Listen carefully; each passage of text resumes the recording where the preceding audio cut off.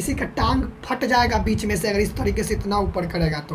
कैसे ऊपर कर लिया भाई, एक पैर नीचे और एक को उठा कर सीधा आसमान में, और उसके बाद आसमान को पूरी तरीके से ढक दिया गया एक ही पैर में। अचंभा, अचंभित करने वाली बातें। नमस्कार, आज की इस वीडियो में राष्ट्रपिता ज्योतिराव फुले की पुस्तक गुलामगिरी के 6th चैप्टर पर चर्चा करेंगे।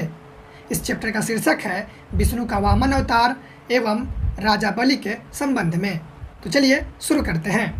राष्ट्रपिता ज्योतिराव फुले कहते हैं कि ब्राह्मण इतिहासकारों ने भागवत पुराण आदि ग्रंथों में यह लिखा है कि भगवान विष्णु ने वामन यानी ब्राह्मण भिखारी का अवतार लेकर असुरों के राजा बलि से 3 पग यानी 3 पाँव भूमि दान में मांग लिए थे।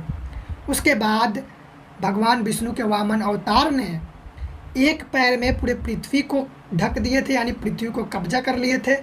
उसके बाद एक पैर में पूरे आकाश को ढक लिए थे, पूरे आकाश को कब्जा कर लिए थे। उसके बाद जब इस दुनिया में कुछ नहीं बचा तो भगवान विष्णु के वामन अवतार ने राजा बलि से कहा कि आप अब मुझे तीसरा पैर रखने के लिए कोई जगह दीजिए।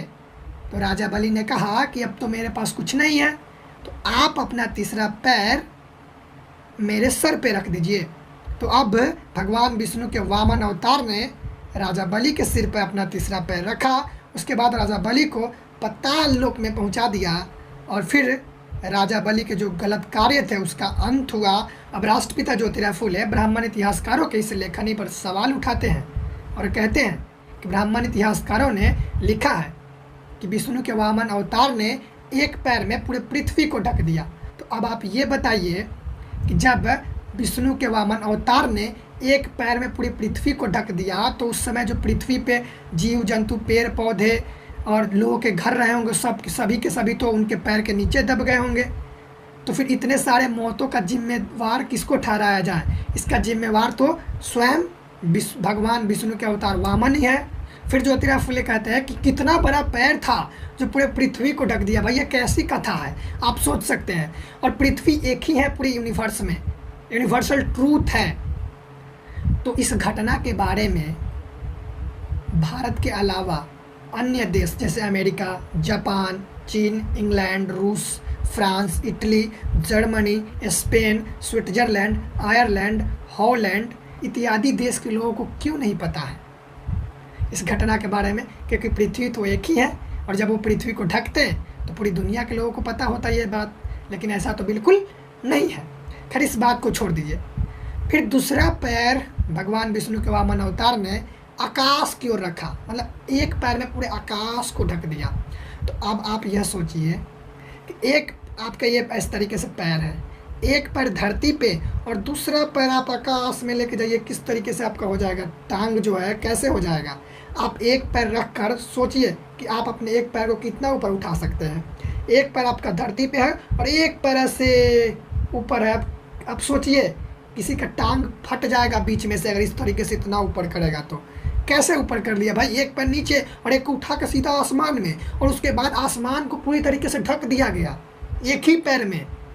अचंभा, अचंभित करने वाली बातें। ऐसी घटना दुनिया के किसी कोना में नहीं घटा, लेकिन हमारे भारत में घटा और शास्त्रों में लिख दिया गया और हम लोग मान रहे हैं। अगर ऐसा होता तो आकाश में जो सूर्य, तारे, चंद्रमा है वो तो आपस में टकरा गए होंगे, फिर क्या होगा? फिर ज्योतिराव फुले कहते हैं कि जब एक पैर है पूरे धरती को, एक पैर है पूरे आकाश को, अब तीसरा पैर कहाँ रखे? तो राजा बलि से पूछते हैं विष्णु के वामन अवतार कि अब मैं तीसरा पैर कहाँ रखूँ? अब इतना बड़ा शरीर बना लिया था विष्णु का वामन अवतार, जो पृथ्वी को एक पैर में ढकता है, आसमान को एक पैर में ढकता है, तो शरीर तो बहुत बड़ा रहा होगा, तो इतना ऊंचा रहा होगा भाई विष्णु का वामन अवतार। अब वहाँ से बोलेगा तो फिर बलि को कैसे सुनाई दिया कि वो कह रहे हैं कि मैं तीसरा पैर कहाँ रखूँ? और फिर बलि तो छोटा सा था, एक इंसान जो आज के समय में जो इंसान है उस तरीके से वो बलि था। तो वह बलि चिल्लाया होगा यहाँ से कि हाँ महाराज, देवता जी, ईश्वर जी, आप तीसरा पैर मेरे सर पे रख दीजिए। तो कैसे सुन लिए होंगे विष्णु के वामन अवतार? कैसे? क्योंकि पृथ्वी और आकाश की दूरी करोड़ों किलोमीटर है लगभग, तो कैसे सुन लिए? आप कल्पना करिए, एक इंसान बोलेगा तो कहाँ तक आवाज़ जाएगा? कितना लोग उसको सुन पाएंगे? कितनी दूरी तक आवाज़ जाएगी अगर ऐसे ही बोला जाए तो? किसी यंत्र का प्रयोग नहीं किया जाए तो कितना दूर जाएगा? चाहे आप डीजे में बोलिए, चाहे आप हॉर्न में बोलिए, कितना दूर आवाज़ चला जाएगा बताइए। उसके बाद विष्णु के वामन अवतार तीसरा पैर राजा बलि के सर पे रखते हैं और पाताल लोक में पहुंचा देते हैं। अब ये पाताल लोक कहाँ है पता नहीं। पाताल लोक में पहुंचाकर बलि के बुरे कर्मों का फल भगवान विष्णु के वामन अवतार देते हैं और वे कहते हैं कि तुम अपने जीवन में कुछ अच्छे काम किए, लेकिन बाद में जाकर तुम हिरण्यकश्यप, हिरण्याक्ष जैसे कार्य करने लगे, इसीलिए तुम्हें यह सजा मिला। अब तुम पाताल लोक में रहो। मतलब विष्णु के वामन अवतार ने राजा बलि का काम तमाम कर दिया। अब ज्योतिराव फुले कहते हैं कि विष्णु के वामन अवतार ये कितना बड़ा अन्याय किया। एक तो राजा बलि से दान में 3 पग भूमि मांग लिया, उसके बाद उसको पाताल लोक में पहुंचाकर उसका स्वाहा कर दिया, उसका सत्यानाश कर दिया। मतलब जिस थाली में खाया उसी थाली में छेद कर दिया। ये कितनी बड़ी विडंबना है और ये कितना बड़ा अन्याय है जो राजा बलि के साथ किया गया। अब ज्योतिराव फुले एक और सवाल उठाते हैं और कहते हैं कि जब विष्णु के वामन अवतार का इतना बड़ा शरीर था जो पृथ्वी को एक पैर में ढका, उसके बाद आकाश को एक पैर में ढका, पूरा विशाल रूप था उसके शरीर का, तो जब यह वामन मरा होगा तो इसके अर्थी को, इसके शव को कितने लोगों के द्वारा कंधा दिया गया होगा, इसको उठाकर किस शमशान घाट में फूंका गया होगा, कैसे ले जाया गया होगा। अगर इसको फूंका नहीं गया होगा, इसका आत्मदाह नहीं किया गया होगा अंतिम संस्कार, तो इसका जो लाश था वो तो ऐसे ही पड़ा रहा होगा।